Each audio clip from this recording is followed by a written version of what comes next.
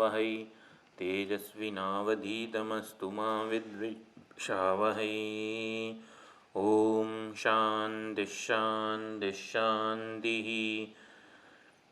ॐ यो ब्रह्माणं विदधाति पूर्वं यो वै वेदांश्च प्रहिणोति तस्मै तंहदेवमात्मबुद्धिप्रकाशं मुमुक्षुर्वै शरणमहं प्रपद्ये।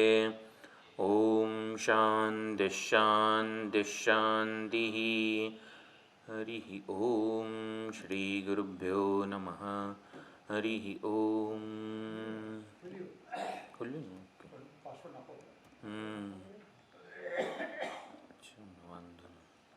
सदाशिवसमारम्भां शङ्कराचार्यमध्यमाम् अस्मदाचार्यपर्यन्तां वन्दे गुरुपरम्परां। वन्दे गुरुपरम्परां। મંગલાચરણ. છેલ્લા બે શ્લોકો છે શ્વેતાશ્વતર ઉપનિષદના આ મંત્રો, અને જે સૌથી છે છેલ્લો એમ જ મંગલાચરણનો રચેલો છે. વિદ્યારણ્ય સ્વામીજીના ગુરુ શંકરાનંદ સ્વામીજીએ આ છેલ્લો શ્લોક રચેલો છે. તપઃ પ્રભાવાદેવ પ્રસાદાચ્ચ બ્રહ્મ શ્વેતાશ્વતરોથ વિદ્વાન અત્યાશ્રમેભ્યઃ પરમં પવિત્રં પ્રોવાચ સમ્યગ્ ઋષિસંગજુષ્ટં યસ્ય દેવે પરા ભક્તિઃ યથા દેવે તથા ગુરૌ તસ્યૈતે કથિતા હ્યર્થાઃ પ્રકાશન્તે મહાત્મનઃ. શ્વેતાશ્વતરતે સ્વસ્તિ વેદશાખા પ્રવર્તિને બ્રહ્મજ્ઞાનં સ્વશાખોત્થં ભિક્ષાં યચ્છાદ્યનો મુને. શ્વેતાશ્વતર શાખા છે શુક્લ યજુર્વેદ, કૃષ્ણ યજુર્વેદની. કૃષ્ણ યજુર્વેદ અંતર્ગત શ્વેતાશ્વતર શાખામાં એક જ ઉપનિષદ શ્વેતાશ્વતર ઉપનિષદ મળે છે. એટલે અને એના પ્રવર્તક છે, એટલે કે મંત્રદ્રષ્ટા ઋષિ શ્વેતાશ્વતર. કૃષ્ણ યજુર્વેદમાં શ્વેતાશ્વતર શાખા છે, એમાં એક શાખામાં અનેક બધા ઉપનિષદો મળે છે, પરંતુ આ જે શાખા છે એમાં એક જ ઉપનિષદ શ્વેતાશ્વતર ઉપનિષદ છે. એટલે શ્વેતાશ્વતર ઋષિને પાસે ઘણા બધા વિવિધિષુ સંન્યાસીઓ જાય છે. ઋષિઓનો સંઘ આખો જાય છે જગતના રહસ્યને જાણવા માટે. એ બધા ઋષિઓ શ્વેતાશ્વતર ઋષિને પ્રાર્થના કરે છે કે અમારે આ સત્યના દર્શન કરવા છે, જગતના રહસ્યને જાણવું છે. એ જગતનું જે રહસ્ય છે, કારણ છે, એનો અમારી સાથે શું સંબંધ છે એ જાણવું છે. એટલે શ્વેતાશ્વતર, હે શ્વેતાશ્વતર ઋષિ, તે સ્વસ્તિ, આપનું કલ્યાણ થાવ. વેદ શાખા પ્રવર્તિને, કૃષ્ણ યજુર્વેદની શાખાના પ્રવર્તક એટલે પ્રવચન કરતા, એના મંત્રદ્રષ્ટા ઋષિ. મંત્રદ્રષ્ટાનો શું અર્થ કરેલો છે સ્વામીજીએ? શ્વેતાશ્વતર શાખાના મંત્રદ્રષ્ટા ઋષિ છે શ્વેતાશ્વતર. કઠ શાખાના કઠ ઋષિ છે. એવી રીતે મંત્રદ્રષ્ટા જે છે એનો અર્થ, એટલે આમ સમાધિમાં હોય અને એમને મંત્રો દેખાય, સામાન્ય રીતે એ અર્થ છે મંત્રદ્રષ્ટા હોવું. વિશ્વામિત્ર ઋષિ સમાધિમાં એકાગ્ર હતા અને એમને ગાયત્રી મંત્રના દર્શન થયા, આવી રીતે અર્થ સામાન્ય રીતે કરેલો છે. પરંતુ થોડુંક સ્વામીજી વિશેષ કહે છે. મંત્રદ્રષ્ટા કોને કહેવાય એવું કંઈ તમને ખબર જ છે? હા, એટલે પૂછું છું. ઘણી બધી વાર તમારે સાંભળેલું હોય. કોઈ પણ ગીતાનો શ્લોક હોય, યોગક્ષેમમ વહામી અહમ, એના મંત્રદ્રષ્ટા આપણે ક્યારે કહેવાઈએ?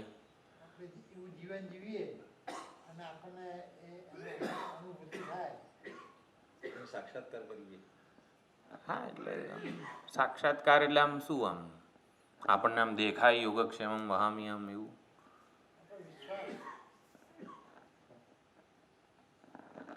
અનન્યાસ ચિંતયંતો મામ યે જનાઃ પર્યુપાસતે તેષાં નિત્યાભિયુક્તાનાં યોગક્ષેમમ વહામ્યહમ.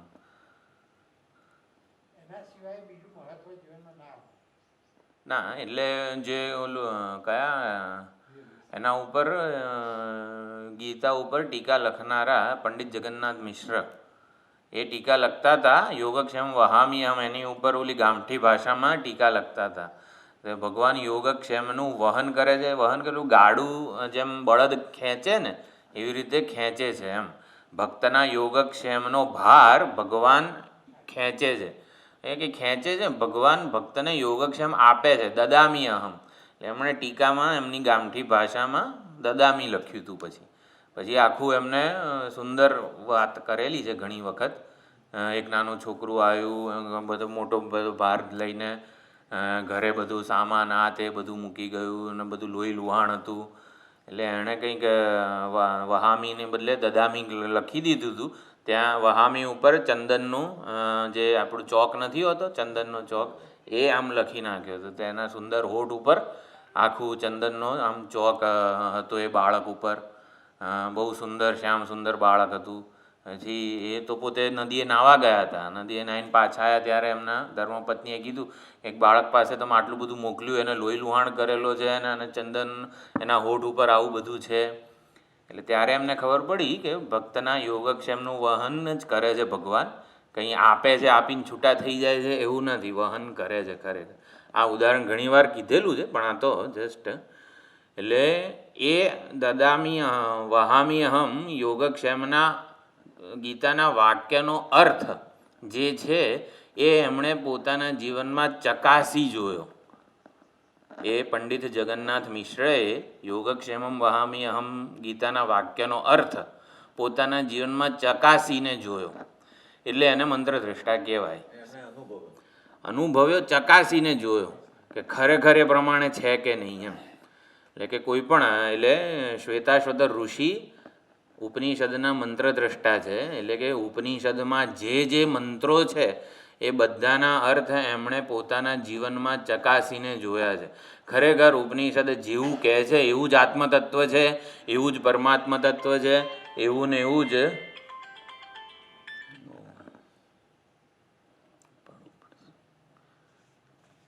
હાજી, હા, મંત્રના અર્થને પોતાના જીવનમાં ચકાસી જોઈએ ને એને મંત્રદ્રષ્ટા કહેવાય. સામાન્ય રીતે મંત્રદ્રષ્ટાનો અર્થ તો એવો જ થાય છે, પોતે સમાધિમાં એ મંત્રના દર્શન થયા, મંત્રના અર્થના દર્શન થયા, સામાન્ય અર્થ એવો જ છે. પરંતુ આપણે પણ જો આપણા જીવનના અનુભવો ઉપર વિચાર કરીએ અને ક્યારેક એવું લાગે કે ખરેખર આ ઉપાધિમાં રહીને બોલનારું સાંભળનારું ચૈતન્ય અને બીજી બધી ઉપાધિમાં રહીને બોલનારું સાંભળનારું ચૈતન્ય તો એક જ છે. ઉપાધિની અનેકતા વિવિધતાઓ છે એનો આપણે આદર કરીએ, પરંતુ બધી ઉપાધિઓમાં, બધા સાધકોમાં, બધા જીવોમાં રહીને વ્યવહાર કરનારું ચૈતન્ય એક જ છે. આ અર્થ આપણે અનુભવો ઉપર વિચાર કરીને તે કહેવાય કે પંડિતાહ સમદર્શિનઃ, એ શ્લોક મેં એના મંત્રદ્રષ્ટા હું કહેવાઉં. એટલે કે વિદ્યા વિનય સંપન્ને બ્રાહ્મણે ગવી અસ્તિની અનેક બધી સાત્વિક રાજસિક તામસિક ઉપાધિઓ હોય. બધી ઉપાધિઓ જુદી જુદી છે, ઉપાધિની મર્યાદા અને બધું જુદું જુદું છે. પણ એનો સ્વીકાર કરીએ અને એને આપણે એમ ઉપાધિનો આદર કરીએ. ઉપાધિનો આદર કરીએ એટલે ઉપાધિની મર્યાદાઓ અને વિશેષતાઓનો સ્વીકાર કરીએ. એટલે એ પૂર્વક ભૌતિક રીતે વ્યવહાર થાય. ઉપાધિનો આદર કરીએ એટલે ભૌતિક રીતે વ્યવહાર ઉપાધિના સ્તરે થાય, પરંતુ લાગણીનો જે વ્યવહાર છે એ એક જ ચૈતન્યને જોઈને કરીએ. ભૌતિક વ્યવહાર હોય તો ચાલો તમે મારા કરતાં ઉંમરમાં મોટા છો વગેરે વગેરે, અનેક ઉપાધિનો ભેદ છે આપણા બધામાં. તો ભૌતિક રીતે વ્યવહાર જુદો થાય, જરાક માનપૂર્વક બોલાવીએ અને બધું જ કરીએ આપણે. પરંતુ લાગણીનો જે વ્યવહાર હોય ને, જરા આગળ બેઠા છે, ટેબલ લઈને ચોપડી ખોલીને બેઠા છે એટલે આમ આ વ્યક્તિ સારા, અને એ છે ને ટેબલ લીધા વગર બેઠા છે એટલે એ થોડાક ઓછા સારા. એટલે લાગણીપૂર્વકનો જે વ્યવહાર છે એ જુદો થાય ને તો એ ખોટું છે. ભૌતિક વ્યવહાર જુદો જુદો જ હોય, પરંતુ બધી ઉપાધિમાં લાગણીનો જે વ્યવહાર છે એટલું જ માન બધાને આપીએ, એટલો જ પ્રેમ બધાને આપીએ, એટલો જ આદર બધી ઉપાધિઓનો કરીએ, તો એને પંડિતાહ સમદર્શિનઃ કહેવાય.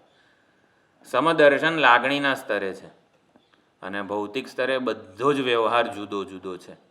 એટલે વિદ્યા વિનય સંપન્ન સાત્વિક બ્રાહ્મણ હોય, ગાય હોય, કૂતરો હોય, હાથી હોય, ચાંડાળ હોય, ભૌતિક વ્યવહાર બધા સાથે જુદો જુદો જ થાય, લાગણીનો વ્યવહાર બધા સાથે એક જ હોય. જેટલો પ્રેમ હું એક સાત્વિક બ્રાહ્મણને કરું છું, પહોંચાડું છું એમને માન આદર આપવા દ્વારા, એટલો જ પ્રેમ હું ચાંડાળને પણ કરી શકું, કારણ કે ચૈતન્ય બધામાં એક જ છે. એટલે આ અર્થને આપણે ચકાસીને જોઈએ કે સમદર્શન કોને એક્ઝેક્ટલી કહેવામાં આવેલું છે, કે ઉપાધિની મર્યાદા અને વિશેષતાનો સ્વીકાર કરીએ ને તો સમદર્શન થાય. ચાલો, આ થોડુંક વિષયાંતર હતું, પણ મંત્રદ્રષ્ટા ઋષિ શ્વેતાશ્વતર છે. એમણે શ્વેતાશ્વતર ઉપનિષદના બધા મંત્રોને આવી રીતે જોયા છે, એનો અર્થ ચકાસીને જોયો છે. એટલે બધા જ અર્થના એ પ્રવર્તક છે. એટલે શ્વેતાશ્વતર ઉપનિષદના ઘણા બધા મંત્રો એટલા બધા પ્રસિદ્ધ છે. બ્રહ્મસૂત્ર ઉપર પણ ચર્ચા છે શ્વેતાશ્વતર ઉપનિષદના મંત્રોની, અને આપણે જોઈશું જેમ જેમ મંત્ર આવશે એમ, અરે આ મંત્ર આ ઉપનિષદનો છે એવું આપણને થશે. ઘણા બધા પ્રસિદ્ધ મંત્રો છે, અને એ મંત્રોનો અર્થ આપણને યથાયોગ્ય સમજાય એના માટે શ્વેતાશ્વતરને પ્રાર્થના કરીએ છીએ. હે શ્વેતાશ્વતર ઋષિ, તમારું કલ્યાણ થાવ. વેદ શાખાના પ્રવર્તક, આપને નમસ્કાર હો. બ્રહ્મજ્ઞાનમ સ્વશાખોત્થમ, શ્વેતાશ્વતર શાખામાં જે બ્રહ્મજ્ઞાન પીરસવામાં આવેલું છે એની અમને ભિક્ષા આપો. અમને બીજી કોઈ ભિક્ષા નથી જોઈતી, પરંતુ બ્રહ્મજ્ઞાનની ભિક્ષા યચ્છ અમને આપો. અદ્ય હવે અમને આપો. નો એટલે નહ અમને, અસ્માન દ્વિતીય બહુવચન. હે મુનિ, બ્રહ્મજ્ઞાનની ભિક્ષા અમને આપો. આપણે લગભગ એક જે પેરેગ્રાફ છે ઉપનિષદનો, કેન યુ ફ્રીઝ,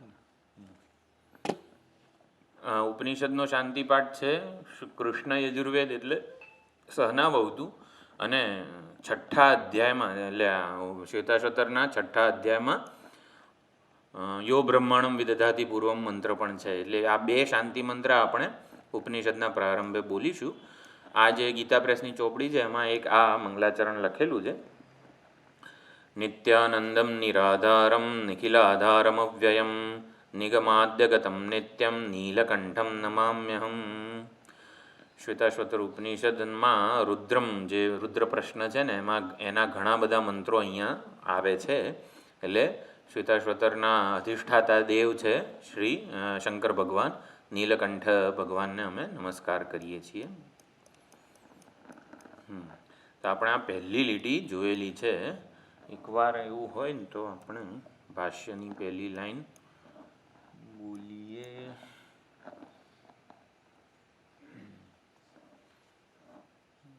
આમ મોટું થઈ જશે નહીં, આટલું નાનું જ આવે છે, દેખાય છે. આટલું મોટું કરીએ તો પ્રયોજન આપણે ખાલી સંસ્કૃત બોલીએ. ચલો અત્યારે શ્વેતાશ્વતર ઉપનિષદ ઇદમ વિવરણમ અલ્પગ્રંથમ બ્રહ્મ જિજ્ઞાસૂનામ સુખાવબોધાય આરભ્યતે. ઉપનિષદ ઉપર સંબંધ ભાષ્ય છે, ઉપોદઘાત ભાષ્ય છે. ઉપોદઘાત ભાષ્ય ઘણું લાંબુ છે. હું ભણાવતા અને તમે ભણતા થાકી જાઓ એટલું લાંબુ છે. વર્ષ 2 વર્ષ સુધી તો સંબંધ ભાષ્ય જ ચાલે એટલું લાંબુ છે. આપણે જોઈશું, થોડાક વાક્યો જોઈશું. પછી પહેલો મંત્ર છે ને ખાસ્સા પાના પછી છે પહેલો મંત્ર. આ તો સંબંધ ભાષ્ય જ બહુ લાંબુ છે. જોઈશું આપણે જેમ જેમ આગળ વધીએ ને એમ ખબર પડશે. પણ પહેલાં જે વાક્યમાં સંપૂર્ણ જીવ યાત્રાનું નિરૂપણ કરેલું છે. આપણે ખાસ્સા પ્રવચનમાં આની ચર્ચા કરેલી છે. ઉપનિષદનું વિવરણાત્મક આ ભાષ્ય છે. ઉપનિષદના અર્થ ઉપર જે આવરણ હોય એને વિગત એને દૂર કરે છે. એટલે વિવરણમ, આવરણને દૂર કરે એને વિવરણ કહેવાય. તો વિવરણમ અલ્પગ્રંથમ, ગ્રંથ એટલે જેમાં બહુ જટિલ નથી, સરળ છે એવું આ સંબંધ ભાષ્ય છે. બ્રહ્મ જિજ્ઞાસુને સુખેથી ઉપનિષદના અર્થ, મંત્રોના અર્થ એનું જ્ઞાન થાય એટલા માટે આરંભ કરવામાં આવે છે. શંકરાચાર્યજીએ જે, અથવા તો મૂળભૂત આપણા જે ભગવત્પાદ આદિ શંકરાચાર્ય છે, શંકરાચાર્યજીની ચારે પીઠ ઉપર જે આચાર્ય આવે એમને શંકરાચાર્ય જ કહેવાય છે. એટલે તો મૂળ જે શંકરાચાર્ય છે, જે શિવગુરુ આર્યંબાના પુત્ર, એમનું નામ ભગવત્પાદ. એમનું સંન્યાસ દીક્ષામાં નામ ગોવિંદપાદાચાર્યજીએ ભગવત પાદાભિધાનો ભવ એવા સંન્યાસ દીક્ષાનું નામ છે. એટલે મૂળ જે શંકરાચાર્ય છે એ ભગવતપાદ આદિ શંકરાચાર્ય કહેવાય. એ મૂળ શંકરાચાર્ય ભગવતપાદ એમનું નામ છે. શંકરાચાર્ય તો એ પ્રમાણે આખું આવે છે, પરંતુ ભગવતપાદ. હવે એમણે જે 4 મઠ સ્થાપ્યા, 4 મઠ ઉપરના કોઈક આચાર્યએ આ ભાષ્ય રચેલું છે. એટલે મુખ્યત્વે દશોપનિષદ જે છે ઈશકેના કઠ બૃહદારણ્યક સુધીના, એમના ભાષ્યકાર અને આ ભાષ્યકાર જુદા છે એવું વિદ્વાનોનો મત છે. એટલે કારણ કે ભાષ્યની જે પ્રકારની પેટર્ન છે એવું લાગે કે આ ભગવતપાદ આદિ શંકરાચાર્યજીએ રચેલું નથી. આ પહેલી લીટી છે. આપણે બહુ જ ગંભીર અર્થ આ પહેલી લીટીમાં રહેલો છે. હું બોલાવું, તમે બોલો. ચિત સદાનંદ અદ્વિતીય બ્રહ્મ સ્વરૂપોપી આત્મા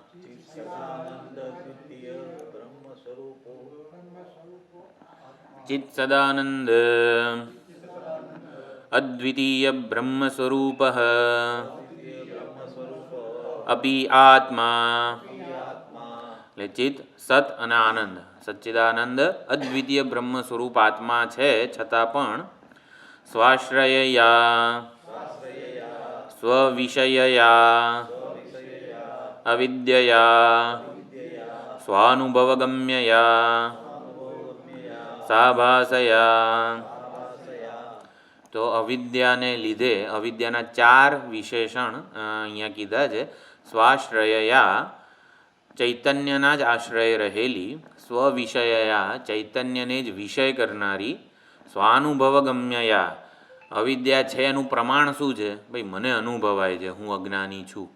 એટલે સ્વાનુભવગમ્યયા સાભાસયા અવિદ્યા હંમેશા ચિદાભાસને અનુભવાય છે. ચિદાભાસ જ કહે છે હું અજ્ઞાની છું. એટલે ચિદાભાસ સહિતની અવિદ્યા હોય છે. ઘણો લાંબો વિચાર કરેલો છે આ 4 વિશેષણ ઉપર. તો આવી અવિદ્યાને લીધે પ્રતિબદ્ધ સ્વાભાવિક અશેષ પુરુષાર્થ પ્રાપ્ત અશેષ અનર્થ અવિદ્યા પરિકલ્પિતૈઃ એવ. જેટલું મોટેથી બોલશો ને એટલું આ ગોખાઈ જશે. એટલે આપણે વોચમેનને સંભળાય ને એટલું મોટે જ બોલવાનું છે. ખબર પડવી જોઈએ કે અહીં સંસ્કૃતનું કંઈક ચાલે છે. અવિદ્યા પરિકલ્પિતૈઃ એવ સાધનૈઃ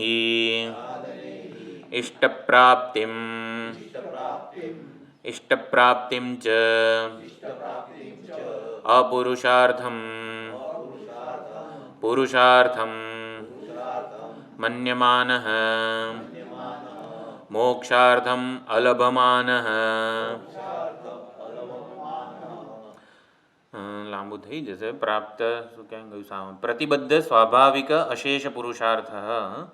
એટલે એનો જે અશેષ પ્રતિબદ્ધ એટલે કે પ્રતિહત થઈ ગયો છે, આવરણ એના ઉપર આવી ગયું છે. સ્વાભાવિક અશેષ પુરુષાર્થ. સ્વાભાવિક અશેષ પુરુષાર્થ. આપણો પુરુષાર્થ શું છે? આનંદ. કેવો આનંદ? નિત્ય નિરતિશય મફત જે આપણે વિચારી ચૂક્યા છીએ. 10મો આપણો પુરુષાર્થ છે. અશેષ પુરુષાર્થ. નિરતિશય આનંદ આપણો સ્વાભાવિક પુરુષાર્થ છે. એ પ્રતિબદ્ધ થઈ જાય છે. એના ઉપર પડદો આવી જાય છે. અને પ્રાપ્ત અશેષ અનર્થ, બધા અનર્થોની પ્રાપ્તિ થાય છે. અનર્થોથી દૂર થવા માટે અવિદ્યા પરિકલ્પિતૈઃ એવ સાધનૈઃ ઇષ્ટપ્રાપ્તિમ મન્યમાનઃ. એ આનંદને ઉપર પડદો આવી ગયો. પડદાને દૂર કરી આનંદને પ્રાપ્ત કરવા માટે સાધનો કયા વાપરીએ છીએ? અવિદ્યા પરિકલ્પિત સાધનો જ વાપરવામાં. સુખી થવા માટે શું કરીએ છીએ આપણે? એટલે આપણે અત્યારે હું પૂછવા માગું છું, અવિદ્યા પરિકલ્પિત સાધનો કયા છે? આપણે સુખી થવા માટે અવિદ્યાથી કલ્પેલા સાધનોનો જ ઉપયોગ કરીએ છીએ, માટે સુખ મળતું નથી ને દુઃખ મળે છે. એષણાઓ પુત્રૈષણા, વિત્તૈષણા, લોકૈષણા. સાધનો કયા છે સુખી થવા માટે? ઓ આ તો ઝૂમ મીટિંગ ચાલુ છે, મને તો ખબર જ નથી. ઓકે, નહીં સુખી થવા માટે સાધક તરીકે નહીં, કોઈ પણ જીવની વાત છે.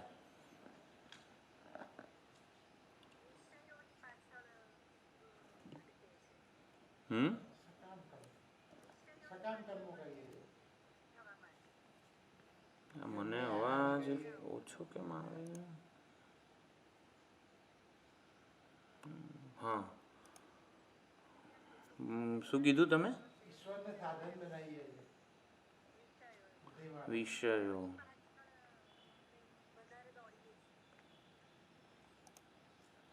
આમ ખોટું કશું નથી, પણ જાણે કે આપણે આનાથી લેવું હોય, શું કહેવાય, શાસ્ત્રનો ટેકો આપવો હોય, કોઈક ઉપનિષદમાં આ સાધનોની વાત કરી હોય અને એનું જાણે કે ઉદ્ધરણ કરીએ સુખી થવા માટે કયા સાધનો વાપરીએ છીએ આપણે. બૃહદારણ્યક ભણેલા છે ને બધાને ખબર છે.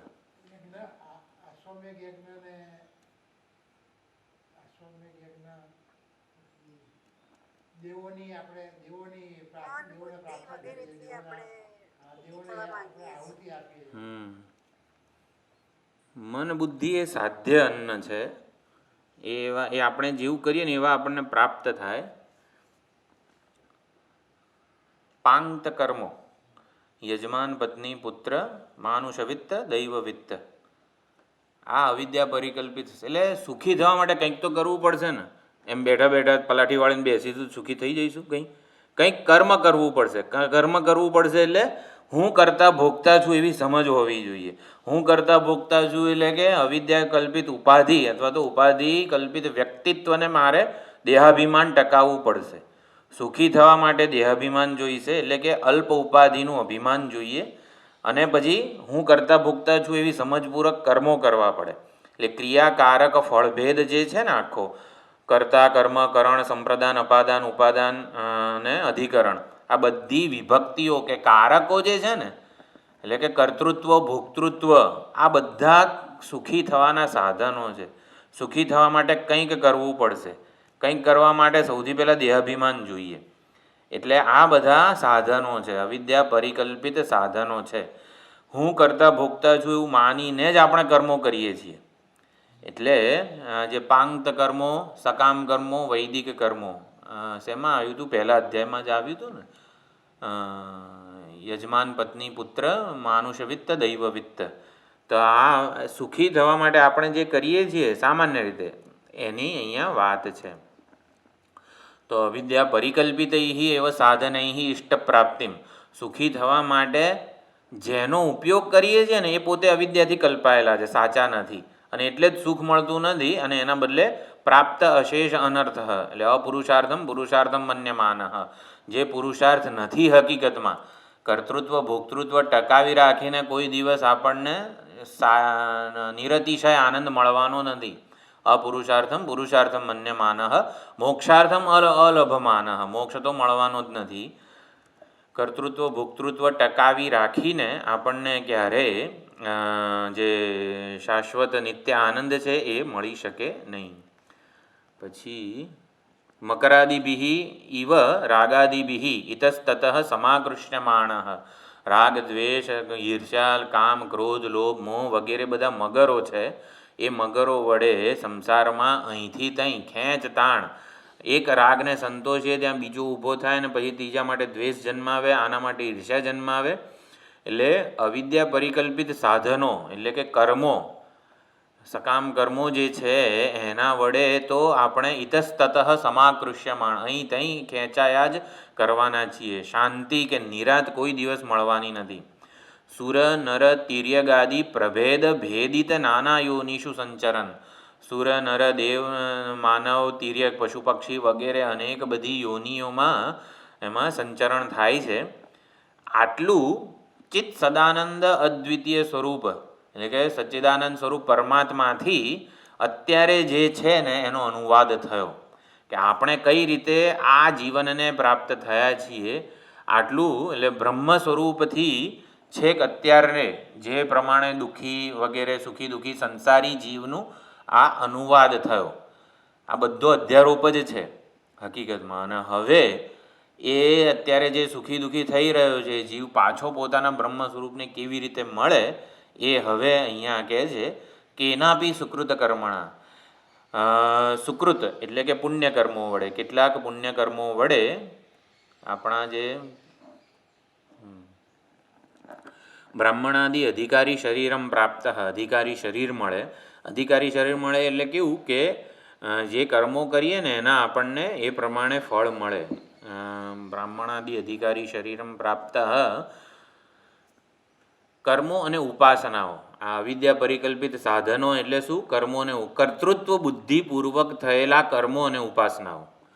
અવિદ્યા પરિકલ્પિત સાધનો એટલે પાંક્ત કર્મો. પાંક્ત કર્મો એટલે થોડોક બૃહદારણ્યકનો ટર્મ છે આ, પણ આપણે સામાન્ય રીતે સમજવું હોય તો કર્તૃત્વ ભોક્તૃત્વ ટકાવી રાખીને કરેલા કર્મો અને ઉપાસનાઓ એને અવિદ્યા પરિકલ્પિત સાધન કહેવાય. એના એ જ કર્મો જો આપણે યજ્ઞ ભાવે કરીએ, એના એ જ કર્મો અને ઉપાસનાઓ કર્તૃત્વ ભોક્તૃત્વ બુદ્ધિપૂર્વક નહીં. આ કર્મ હું કરું છું, આ કર્મનું ફળ મને એકલાને મળવું જોઈએ, આને કર્તૃત્વ ભોક્તૃત્વ કહેવાય. એના વગર ઈશ્વર પ્રીત્યર્થે વગેરે કરીએ તો એને સુકૃત કર્મ કહેવાય. એટલે કે એના બી સુકૃત કર્મણા કોઈક જન્મમાં કોઈ જ પ્રકારની ઈચ્છા રાખ્યા વગર પ્રયોજન રાખ્યા વગર માત્ર ક્યાંક દેવ દર્શને ગયા હોઈશું, કોઈક મંદિરમાં ભગવાનને નમસ્કાર કર્યા હોઈએ ને એ બધા સુકૃત કર્મો કહેવાય. કોઈ જગ્યાએ આપણે કંઈ મનમાં પ્રયોજન રાખ્યા વગર તરસેન પાણી પાયું હોય, ભગવાનના દર્શન કર્યા હોય, આવા સુકૃત કર્મો તરફ ઈશ્વર દ્રષ્ટિ નાખે ત્યારે બ્રાહ્મણાદિ અધિકારી શરીરની પ્રાપ્તિ થાય. એટલે સાત્વિક વસ્તુ, સાત્વિક ઉપાધિ પ્રાપ્ત થાય. અને એ ઉપાધિ હોય તો ઈશ્વરાર્થ કર્મ અનુષ્ઠાને ઈશ્વરાર્થ કર્મોનું અનુષ્ઠાન થાય. અપગત રાગાદિ મલહ હા એ આટલું જ આવે છે.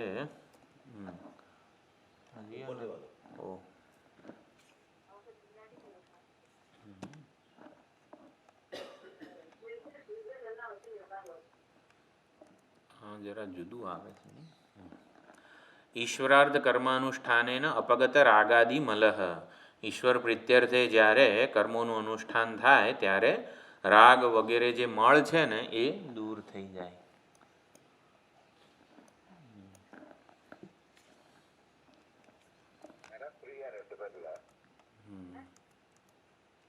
ये क्या हो रहा है? આ બધું જુદું જુદું દેખાય છે મને એટલે ખ્યાલ નથી આવતો ઝૂમમાં. Mute all. ઓકે હા પણ એ બટન બધું છે ને ચેન્જ થઈ ગયું છે. હવે દેખાયું બધાને?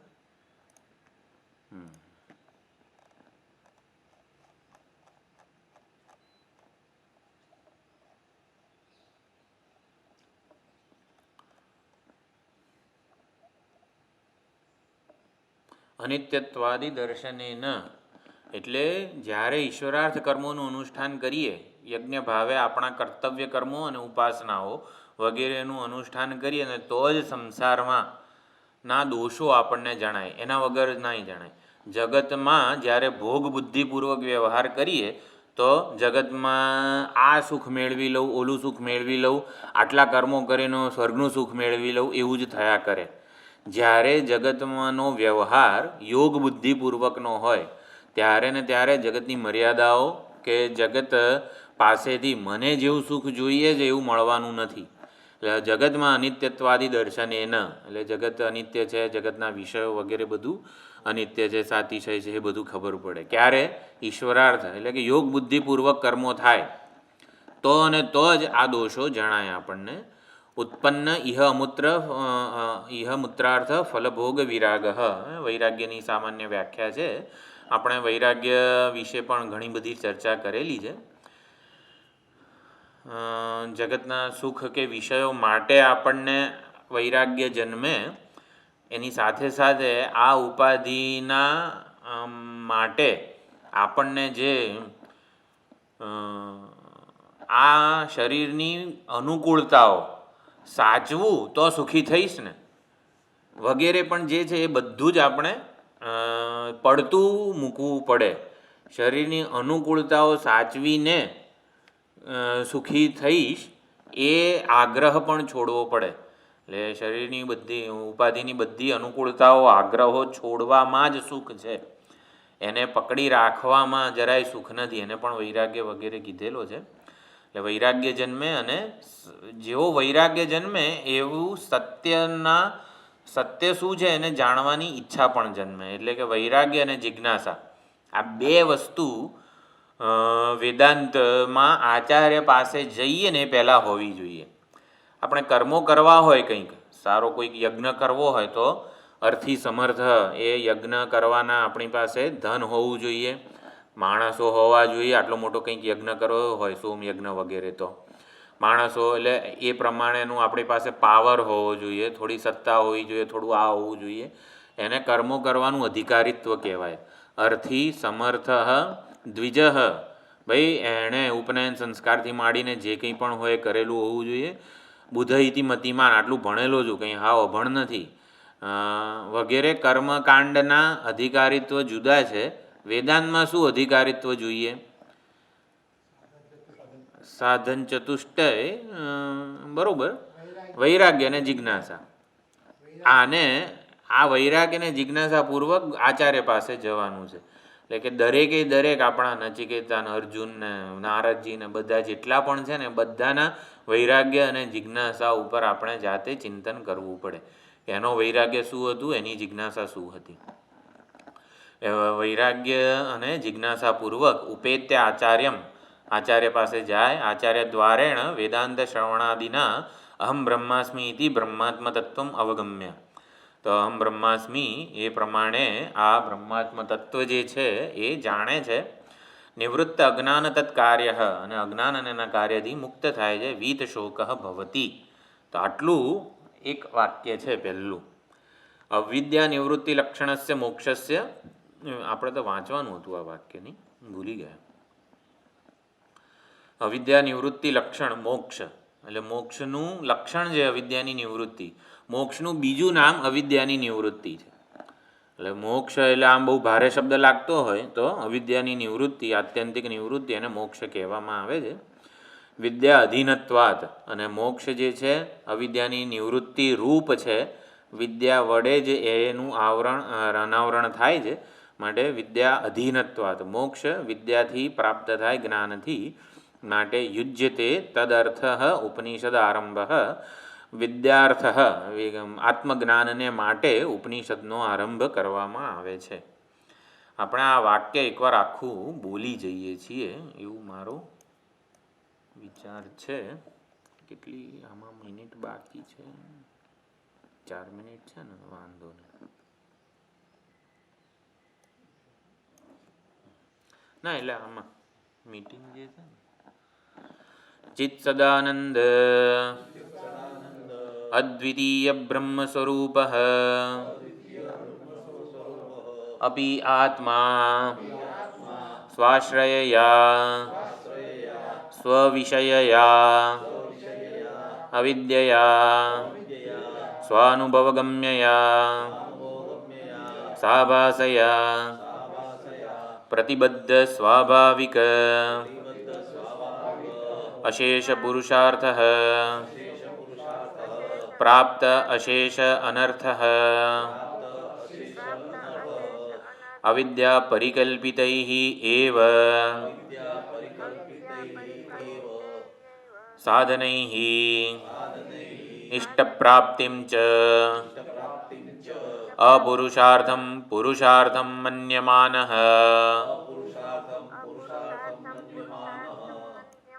મોક્ષાર્થમ અલભમાનઃ મકરાદિભિઃ ઇવ રાગાદિભિઃ ઇતસ્તતઃ સમાકૃષ્યમાણઃ સુરનરતિર્યગાદી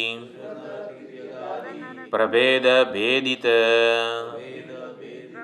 નાનાયોનિષુ સંચરન કેનાભિ સુકૃતકર્મણા બ્રાહ્મણાદિ અધિકારી શરીરમ પ્રાપ્તઃ ઈશ્વરાર્ધ કર્માનુષ્ઠાનેન અપગત રાગાદિમલઃ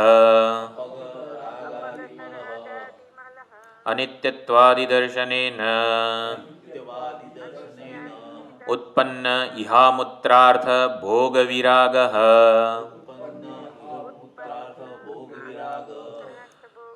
ભોગવિરાગઃ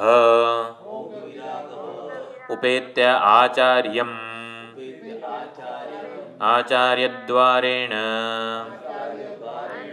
વેદાંતશ્રવણાદિના અહં બ્રહ્માસ્મીતિ બ્રહ્માત્મતત્વમ અવગમ્ય નિવૃત્ત અજ્ઞાન તત્કાર્યઃ વીતશોકઃ ભવતિ અવિદ્યા નિવૃત્તિલક્ષણસ્ય મોક્ષસ્ય વિદ્યાધીનત્વાत् યુજ્યતે ચ તદર્થઃ ઉપનિષદ આરંભઃ.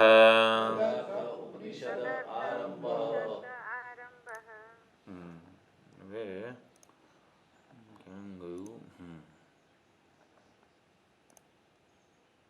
તો આ પ્રમાણે તદર્થ ઉપનિષદ આરંભ. શેના માટે? વિદ્યા અધીનત્વાત મોક્ષસ્ય. મોક્ષ જે છે એ બ્રહ્મજ્ઞાન એને આધીન છે, બ્રહ્મજ્ઞાન થકી પ્રાપ્ત છે માટે આ ઉપનિષદનો આરંભ થાય છે. બરોબર.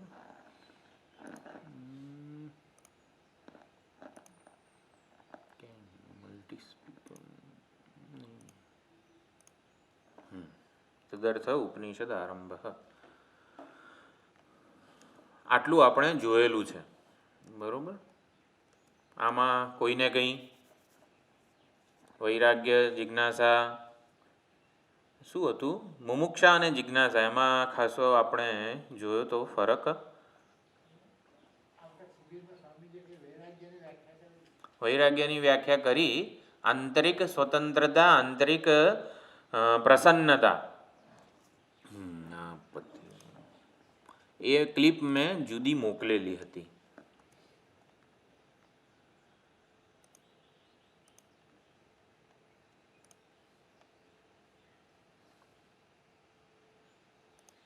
ત્યાં તો કંઈ ખબર જ નહીં પડતી. આ જૂનું થઈ ગયું શું છે?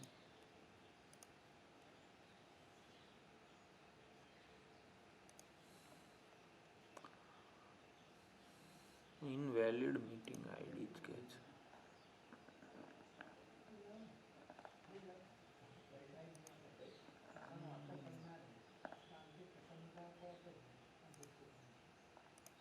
યથા યથા પ્રત્યગવસ્થિતમ મનઃ તથા તથા મુંચતિ બાહ્ય વાસનાઃ. આ પ્રમાણે આવે છે વિવેક ચૂડામણીમાં અર્થ. અરે શ્લોક છે આ જુદું જ આવે છે. Join from work place, invalid ID કંઈ ખબર જ નહીં પડતી. Download join your browser.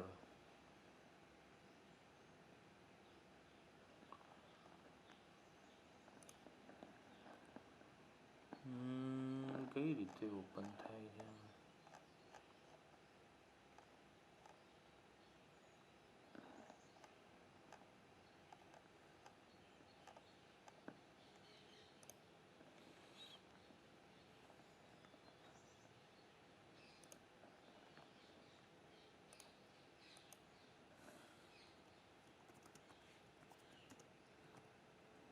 બોલો તમે થોડુંક વિચારો.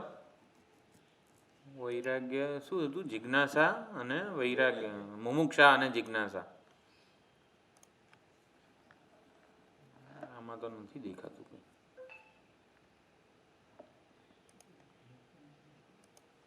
આપણે ખાસી ચર્ચા કરી છે.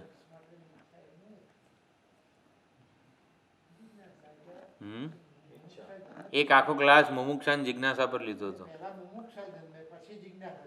એ તો એવું તો બધું બરોબર છે.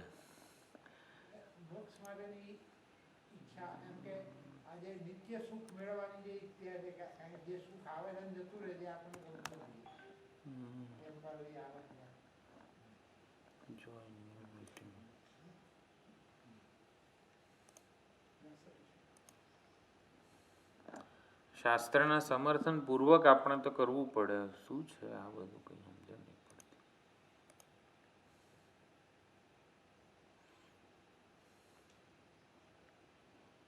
Meeting ID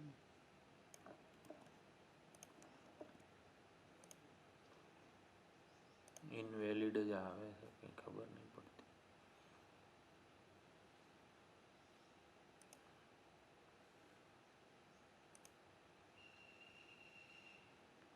your free meeting just ended. હા હા, 6 મિનિટ પછી રાહ જોવાની. ઓ હવે નવું પાછું એડ થયું છે, 6 મિનિટ પછી જ જાય.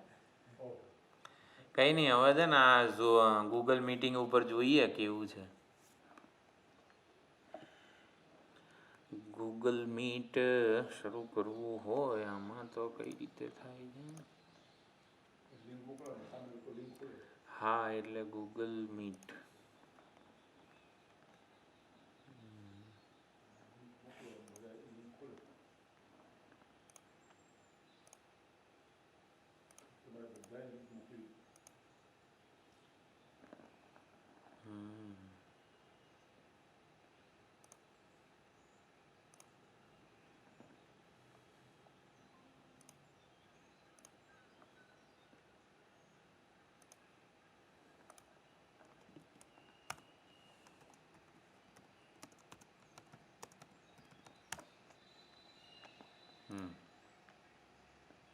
તમને આવી ગયું? હવે તો જો કે આમાં તો ઈઝી છે ગૂગલ મીટ તો. મુંડક ઉપનિષદમાં કહેવામાં આવ્યું. હા બોલો બોલો. આયા. વાહ ભાઈ વાહ.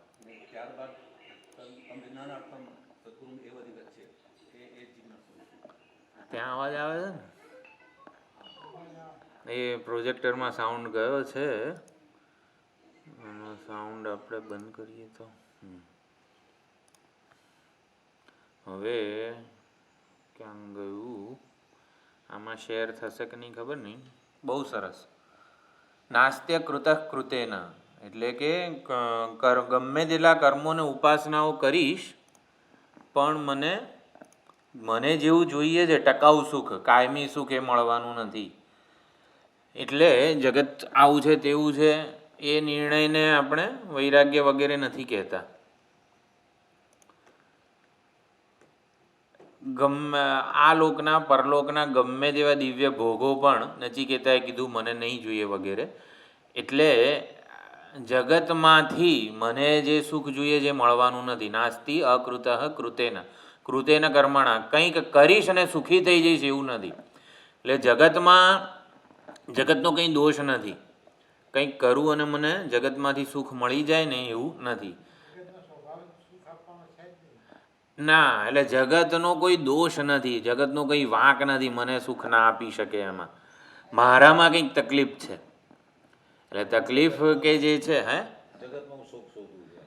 એ વાત અલગ છે, પણ મારામાં કંઈક તકલીફ છે જેથી જગતનો કોઈ પણ વિષય ભોગ મને. Please mute all clear sound. હવે કેવું છે? હવે બરોબર આવે છે અવાજ? આ છે ને નવું જ છે ને એટલે ઓકે.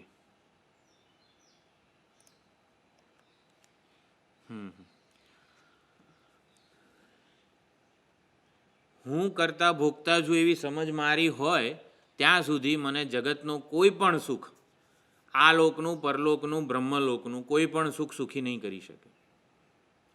એટલે જગત અનિત્ય છે, ક્ષણભંગુર છે, સાતિશય છે, વગેરે વગેરે બધા દોષો આપણે માનતા જ નથી. જગત તો ભગવાનનું રચેલું છે, જગત નિર્દોષ છે. હું જ્યાં સુધી મારી એવી સમજ હોય કે આ ઉપાધિ હું છું અને એટલે અજ્ઞાનકલ્પિત ઉપાધિ હું છું, આ વ્યક્તિત્વ હું છું, કરતા ભોગતા છું, એવી સમજ હોય ને ત્યાં સુધી જગત ગમે તેવું હોય ને મને સુખી ના કરી શકે. એટલે સુખી થવા શું કરવું પડશે? કર્તૃત્વથી છૂટું ને, કર્તૃત્વ ભોક્તૃત્વથી છૂટું અથવા આ ઉપાધિના અભિમાનથી છૂટું તો આ સુખી થઈશ. આને મુમુક્ષા કહેવાય. મુમુક્ષાની ના કર્મયોગ અત્યારે રવા દઈએ, આપણે મુમુક્ષા એટલે શું એ સમજીએ છીએ કે મુમુક્ષા એટલે મોક્ષ મને મળે એવી ઈચ્છા બરોબર છે, પણ મોક્ષ એટલે શું હકીકતમાં એ જ કંઈ ખબર નથી હોતી. એટલે આપણે સમજવાનું અજ્ઞાન કલ્પિત વ્યક્તિત્વથી છૂટવું છે એવી ઈચ્છાને મુમુક્ષા કહેવાય. અહંકારાદિ દેહાંતાન બંધાન અજ્ઞાન કલ્પિતાન સ્વસ્વરૂપાવબોધેના મુક્તુમ ઈચ્છા મુમુક્ષા વિવેક ચૂડામણીમાં વ્યાખ્યા આપી છે. આપણે મુમુક્ષા, જિજ્ઞાસા, વૈરાગ્ય આ બધી જ વસ્તુઓ જ્યારે પણ સમજીએ ને ત્યારે શાસ્ત્રમાં જ્યાં જ્યાં એનો અર્થ સમજાય એ બધું જ આપણને યાદ હોવું જોઈએ. વિવેક ચૂડામણીમાં આને મુમુક્ષા કીધી છે, અપરોક્ષાનુભૂતિમાં આને મુમુક્ષા કીધી છે, વિવેક ચૂડામણીમાં આને વૈરાગ્ય કીધો, તત્વબોધમાં આને વૈરાગ્ય કીધો. આ બધી જ વસ્તુઓ આપણને ખબર હોવી જોઈએ, કારણ કે દરેક વ્યાખ્યામાંથી એક એક અંશ આપણને બહુ સ્પર્શી જાય એવો હોય છે. એટલા માટે હું કહું છું. Someone wants to join. Yes. એટલે શું હતું? અજ્ઞાન કલ્પિત વ્યક્તિત્વથી છૂટવાની ઈચ્છાને મુમુક્ષા કહેવાય. દેહાભિમાન ટકાવી રાખીને કોઈ દિવસ હું સુખી થઈ શકીશ નહીં. હું ઋષિ છું એવું એક અલ્પ ઉપાધિનું અભિમાન હશે ત્યાં સુધી કર્તૃત્વ ભોક્તૃત્વ પૂર્વક જ કર્મો થશે, કર્મફળના ભોગ થશે અને સુખ મળશે નહીં. અનર્થ જ મળશે. રાગદ્વેષ ને ઈર્ષ્યાના આ તેન બધું જ વધશે. એટલે દેહાભિમાની થઈને કર્મો કરવાથી, ઉપાસનાઓ ચાલુ રાખવાથી સુખી નહીં થવાય. એટલે સુખી થવા માટે શું કરવું પડશે? કર્મોની ઉપાસનાઓ છોડવા પડશે. નહીં, કર્મોની ઉપાસનાઓ પકડી રાખવાના છે, દેહાભિમાન છોડવાનું છે, કર્તૃત્વ ભોક્તૃત્વ છોડવાનું છે, વગેરે વગેરે. એટલે અજ્ઞાન કલ્પિત વ્યક્તિત્વથી છૂટવાની ઈચ્છાને મુમુક્ષા કીધી છે. બરાબર? એટલે આ મુમુક્ષા છે. નાસ્ત્ય કૃતક કૃતેને એ કીધું અને પછી તદ્વિજ્ઞાનાર્થમ સગુરુમેવાભિગત છે. હા, કર્મોની ઉપાસનાઓ યજ્ઞ ભાવે, કર્મયોગ વગેરે દ્વારા પૂર્વક ચાલુ રાખવાનો. અને શું હતું? જિજ્ઞાસા. એટલે હવે નાસ્ત્ય કૃતક કૃતેને આપણને ખબર પડી ગઈ સુખી કઈ રીતે થવાશે. કંઈક કરવાથી સુખી થવાય એવું નથી. કંઈક કરવાથી સુખી થવાય એવું નથી. એટલે કે જ્યારે પણ સુખી થઈશ ત્યારે સુખ બહારથી નહીં આવે, એ તો અંદરથી જ ક્યાંકથી પ્રગટ થવાનું છે. હવે અંદરથી પ્રગટ થાય કઈ રીતે વગેરે વગેરે, તો એ કર્મયોગ વગેરે કરીએ ને ત્યારે આંતરિક સંતોષ, આંતરિક પૂર્ણતા, આંતરિક પ્રસન્નતા પ્રગટ થાય. આંતરિક પ્રસન્નતા. કશું કર્યા વગર સુખનો આવિર્ભાવ થાય કર્મયોગ વગેરે દ્વારા. બીજાને સુખી કરીને, મને ચોકલેટ મળી હોય પ્રસાદમાં, ચોકલેટ ખલાસ થઈ ગઈ, એને આપી દઈએ આપણે, તો બીજાને સુખી કરીએ ને તો કશું કર્યા વગર, ચોકલેટ માટે પ્રયત્ન કર્યા વગર જ ચોકલેટ આપી દેવામાં વધારે સુખ છે. પ્રવૃત્તિ કરતાં નિવૃત્તિમાં વધારે સુખ છે. આવું બધી વસ્તુઓ સમજાય આપણને. એટલે એ અંદર આંતરિક પ્રસન્નતા પ્રગટ થાય ત્યારે એ પ્રસન્નતાનું સ્વરૂપ જાણવાની ઈચ્છા થાય કે આ સુખ, શાંતિ, સલામતી અંદરથી પ્રગટ થાય છે. એટલે આમ ક્યાંથી પ્રગટ થાય છે? આમ હૃદયમાંથી, મનમાંથી, ગમે ત્યાંથી, જ્યાંથી પ્રગટ થતું હોય ત્યાંથી એ જાણવાની ઈચ્છા થાય. એટલે સુખ અંદરથી આંતરિક રીતે પ્રગટ થાય છે, બહારથી આવતું નથી. એટલે આંતરિક રીતે કેમનું પ્રગટ થાય છે? નિર્નિમિત્ત સુખ જેને કહેવાય. તો એને જાણવાની ઈચ્છાને જિજ્ઞાસા વગેરે કીધેલી છે. તદ્વિજ્ઞાનાર્થમ. એટલે સુખ આત્મ અભિન્ન છે, મારાથી જુદું નથી. મુજ સ્વરૂપે પ્રાપ્ત છે પણ મને ખબર નથી. એટલા માટે હવે એને મારે જાણવું છે. સુખનું સાચું સ્વરૂપ મારે જાણવું છે. એટલે સુખ હવે મારા માટે પ્રાપ્તવ્ય રહ્યું નથી, મારે પ્રાપ્ત નથી કરવાનું. સુખ જ્ઞાતવ્ય બની ગયું છે. એટલે સુખ જ્ઞાતવ્ય બને એને જિજ્ઞાસા કહેવાય. જો આવું બધું યાદ રાખેલું છે દિલીપભાઈએ, બહુ સારું કહેવાય. હા, એટલે આ બે વસ્તુઓ ખરેખર આપણે આપણા જીવનમાં એનો અનુવાદ કરવો પડે, મુમુક્ષા અને જિજ્ઞાસાનો.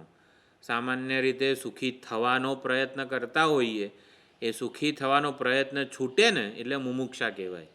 કંઈક કરું ને સુખી થઈ જઈશ એ સામાન્ય માણસની ઓલી જીવન પદ્ધતિ છે. એના કંઈક કરું ને સુખી થઈ જઈશ એવું નહીં. સુખ અંદરથી આવિર્ભૂત કરવાનું છે. મારામાં કંઈક તકલીફ છે, ઉપાધિનું અભિમાન વગેરે ટકાવી રાખીશ ત્યાં સુધી સુખી થવાશે નહીં. એટલે આને મુમુક્ષા કહેવાય. વ્યક્તિત્વના અભિમાનથી છૂટવું છે મારે, અલ્પ ઉપાધિના અભિમાનથી છૂટવું છે, એને મુમુક્ષા કહેવાય.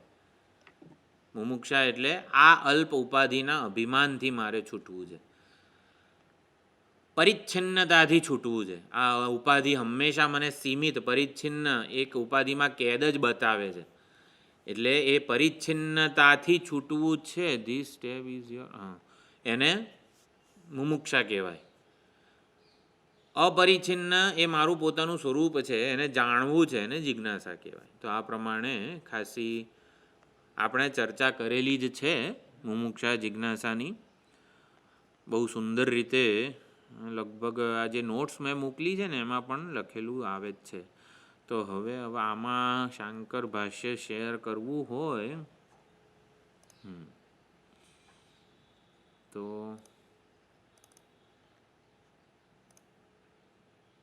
Something went wrong.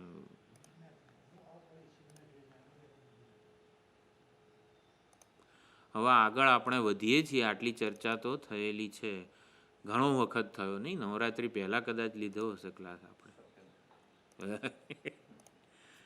ચલો, પણ સુંદર શરૂ તો થયું છે. હવે આ છે ને લેપટોપ એક તો બદલાયું છે, એટલે પણ આ ઝૂમ મિટિંગ શરૂ ના થઈ શકી. આવતા વખતે તો પાછું ઝૂમમાં જ કરીશું. પણ એક આગળ એકાદું વાક્ય વાંચી લઈએ છીએ આપણે શાંકર ભાષ્યનું. હા,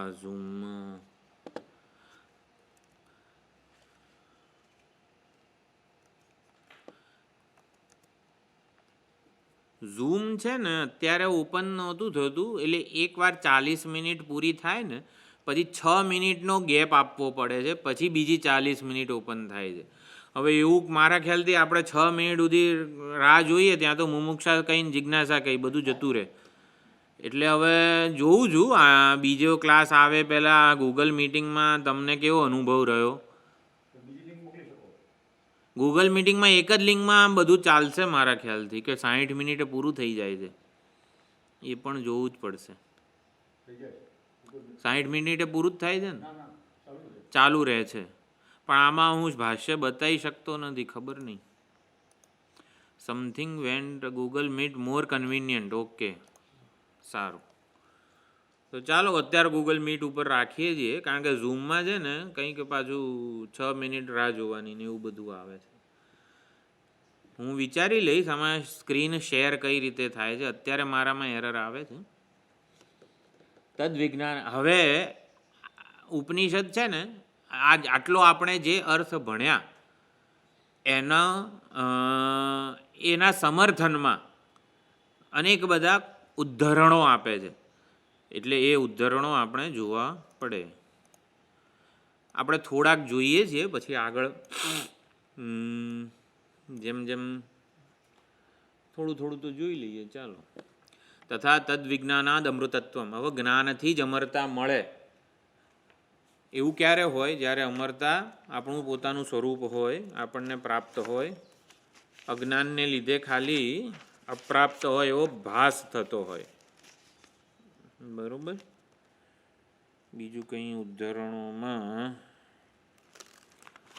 તદર્થ ઉપનિષદ આરંભ ઉપર લખેલું છે. તો ઉપનિષદનો આરંભ શેના માટે થાય છે? મોક્ષસ્ય વિદ્યા અધીનત્વાત. ઉપર આપણે ઉપનિષદ કેમ ભણવાના? બ્રહ્મજ્ઞાન માટે, બ્રહ્મને જાણવા માટે. એવું બધું નહીં.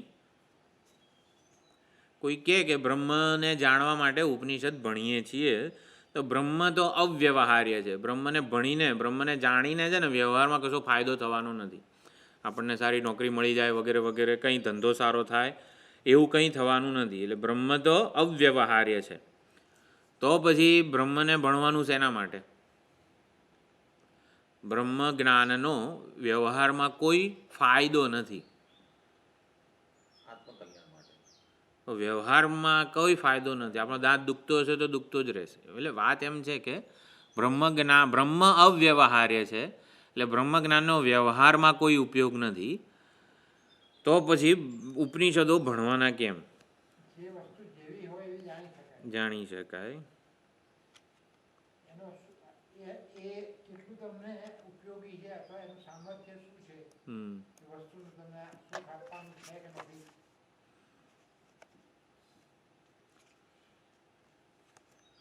આમાંથી કોઈ બોલી શકે છે? ખબર નથી મને. આમાંથી મેં જ અવાજ બંધ કરેલો છે નહીં. ત્યાં અવાજ આવે છે. ઉપનિષદો ભણવાના કેમ?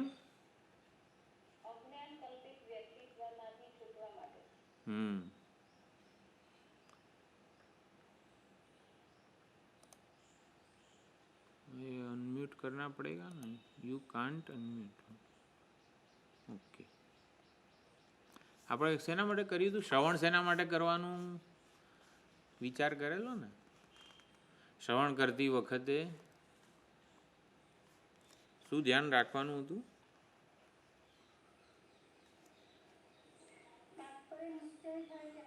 હા, સંપન્ન થયું કહેવાય, તાત્પર્ય નિશ્ચય થઈ. એ તો શ્રવણ પૂરું થયું કહેવાય, તાત્પર્ય નિશ્ચય થયો ને એટલે શ્રવણનો રોલ પૂરો થઈ ગયો એવું છે. પણ વેદાંત શ્રવણ ઉપનિષદ ભણવાના છે શેના માટે? અજ્ઞાન કલ્પિત વ્યક્તિત્વથી છૂટવા માટે. બરોબર છે, શબ્દ તો બરોબર છે.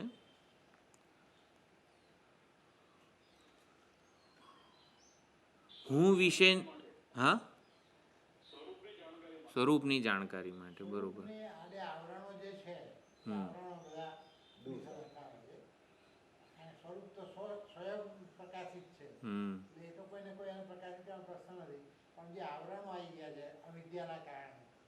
તો છોન રે એમાં શું વાંધો? અવિદ્યાના આવરણો છોન રે. હા, એટલે મેઇન આ વસ્તુ છે.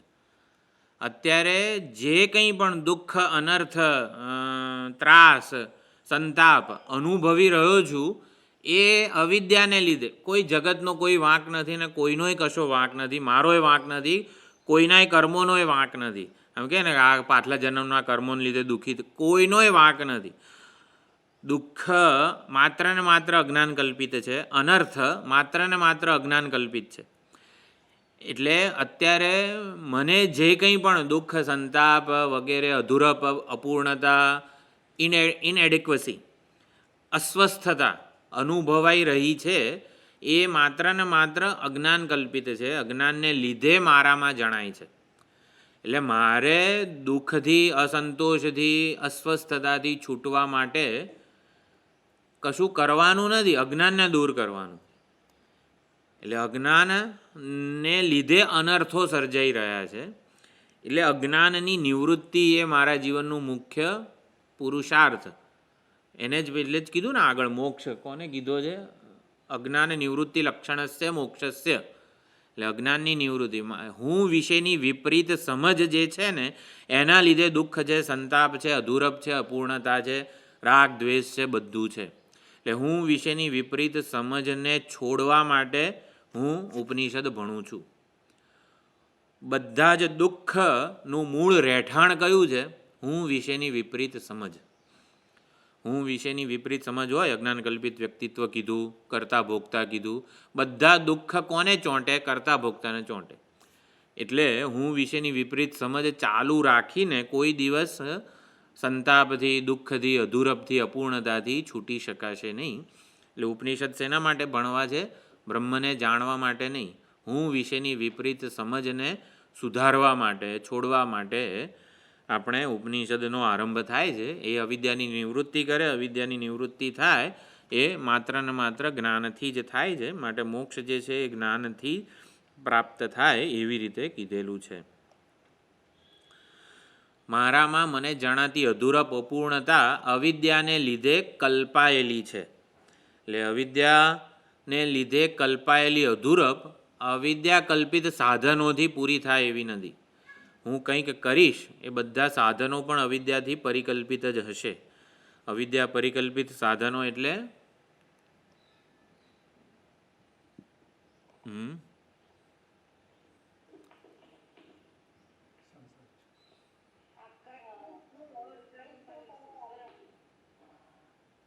કયા?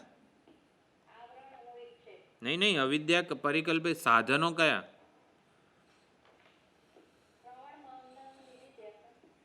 અવિદ્યા સાધનો આપણે હમણાં કર્મ અને ઉપાસનાઓ, કર્તૃત્વ બુદ્ધિપૂર્વક થયેલા કર્મો અને ઉપાસનાઓ. પાંક્ત કર્મો આપણે બૃહદારણ્યકવાળી વાત કરી ને, કારકો. હા, કર્તૃત્વ બુદ્ધિપૂર્વક કરેલા કર્મો અને ઉપાસનાઓ. ઉપાસના એટલે આપણે જે કંઈ પણ દેવ આરાધના વગેરે કરીએ છીએ, સૂક્ષ્મ ચિંતન, ઈષ્ટદેવની પૂજા આરાધના કરીએ છીએ એને ઉપાસના કહેવાય, સમજી શકાય. પરંતુ ઈષ્ટદેવની આરાધના પણ જ્યારે ઈષ્ટદેવ મારાથી જુદા છે, અન્ય છે એવું માનીને કરીએ ને એની અહીંયા નિંદા છે. એટલે કર્મ અને ઉપાસનાની નિંદા નથી. કર્મ અને ઉપાસના જે ભેદ બુદ્ધિથી થાય છે એની નિંદા થઈ રહી છે. ભેદ બુદ્ધિની નિંદા થઈ રહી છે. કર્મો અને ઉપાસનાઓની નિંદા નથી થતી. અવિદ્યા પરિકલ્પિત ભેદ બુદ્ધિપૂર્વક જ્યારે દેવતાની ઉપાસના થાય, કૃષ્ણ ભગવાન અન્ય છે, ગોલોકમાં છે, હવે મારે એને આવી રીતે રોજ આરાધના કરવાની છે, કૃષ્ણ ભગવાન વગેરે આપણા જે કોઈ ઈષ્ટ દેવતા હોય એને પોતાનાથી જુદા માનીને કરીએ જ્યારે ઉપાસના, ત્યારે એ અવિદ્યા પરિકલ્પિત સાધન થઈ ગયું કહેવાય. અન્ય દેવતા ભક્તિ 7મા અધ્યાયમાં આપણે વિચાર કરેલો છે ખાસો. એટલે અન્ય દેવતા ભક્તિ એને ઉપાસના અહીંયા આ સંદર્ભમાં કીધેલું છે. એટલે અવિદ્યા પરિકલ્પિત સાધનો એટલે ભેદ બુદ્ધિપૂર્વક થતા કર્મો અને ઉપાસનાઓ એમ. એટલે એનાથી તો આવી રીતે બધા સંતાપ વગેરે પ્રાપ્ત થતા હોય છે. એટલે એનાથી છૂટવા માટે ઉપનિષદનો આરંભ થાય છે. અવિદ્યા પરિકલ્પિત જે ભેદ બુદ્ધિ છે એ છોડવા માટે ઉપનિષદનો આરંભ થાય છે. એટલે અહીંયા કીધું. હા, પછી કીધું તદ વિજ્ઞાનાદ અમૃતત્વમ, એટલે કે આત્મા એક જ છે, એ વિજ્ઞાનથી અમરતાની પ્રાપ્તિ થાય છે. તો ભાષ્ય હું અહીં બતાવી શકતો નથી, ખબર નહીં કેમ. મારે એકવાર ડેમો જ લેવો પડશે. Something went wrong when screen sharing, try restarting your browser. ખબર નહીં, ચાલો જવા દો.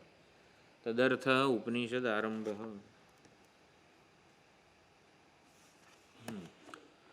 તદ વિજ્ઞાનાદ અમૃતત્વમ. તદ વિજ્ઞાનાદ એટલે આત્મવિજ્ઞાનાદ, બ્રહ્માત્મ તત્વના અવગમથી જ અમરતાની પ્રાપ્તિ થાય છે. તમેવમ વિદ્વાન અમૃતહ્ય ભવતી, એ વિદ્વાન જ્યારે બ્રહ્મતત્વને જાણી લે છે ત્યારે અમર સ્વરૂપ બની જાય છે. નાન્ય પંથા વિદ્યતે અયનાય, શ્વેતાશ્વતરમાં જ છે, પુરુષ સૂક્તમમાં પણ આવે છે. અયનાય મોક્ષાય, અયન એટલે મોક્ષ, અયનનો અર્થ અહીંયા મોક્ષ કરેલો છે. પરમ તત્વના જ્ઞાન માટે પરમ તત્વના સાક્ષાત્કાર માટે જ્ઞાન સિવાય બીજો કોઈ માર્ગ નથી. કેનોપનિષદ કહે છે અહીંયા જો આ તત્વને આ મનુષ્ય યોનિમાં, આ શરીરમાં જાણી લીધું તો બરોબર છે, તો કલ્યાણ થાય, નહીં તો મહાન વિનાશ થાય છે.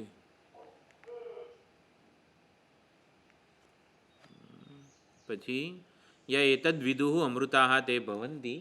ઓહો, આમ જ દેખાતું. જે જાણી લે છે બ્રહ્મતત્વને અમૃત થઈ જાય છે. આપણે ખાલી અત્યારે તો ભાષાંતર જોઈ લઈએ છીએ. પછી કિમિચ્છન કસ્ય કામાય શરીરમનુ સંજ્વરેદ. એકવાર જ્યારે બ્રહ્મતત્વનો અવગમ થઈ જાય પછી કોની ઈચ્છાથી આ શરીરની સાચવણી કરીએ, એ શરીર દ્વારા સુખી થવાનો પ્રયત્ન છોડી દઈએ છીએ. જ્યારે બ્રહ્માત્મ તત્વને જાણી લઈએ ત્યારે શરીરમાં રહીને, શરીરનું અભિમાન ટકાવી રાખીને સુખી થવાનો પ્રયત્ન છૂટી જાય છે. એને કિંચન કસ્ય કામા એવું કહેવાય. તમ વિદિત્વા ન લિપ્યતે કર્મણા પાપકેન. એટલે બ્રહ્મતત્વને જાણી લઈએ તો કોઈ પાપ પુણ્ય કોઈ કર્મનો લેપ લાગતો નથી. તરતી શોકમ આત્મવિત, શોકને તરી જાય છે આત્મજ્ઞાની. નિચાય તન મૃત્યુ મુખાત પ્રમુચ્યતે. ચાલો, બધા બહુ બધા કોટેશનો છે. જોઈએ આમાંથી કેટલાક આપણે આવી રીતે જો જોઈ લઈશું તો જલ્દી પૂરું થશે સંબંધ ભાષ્ય. ખાલી આપણે આ ભાષાંતર આનું જોઈ લઈશું પછી. હવે તો સોમવારે જ થશે ને? હવે તો બરાબર. તો આવતા સોમવારે ગૂગલ મીટમાં જ રાખીએ છીએ અત્યારે, બરાબર. ઓમ પૂર્ણમદ પૂર્ણમિદમ પૂર્ણાત પૂર્ણમુદચ્યતે પૂર્ણસ્ય પૂર્ણમાદાય પૂર્ણમેવાવશિષ્યતે. ઓમ શાંતિ શાંતિ શાંતિ. હરિ ઓમ શ્રી ગુરુભ્યો નમઃ. હરિ ઓમ.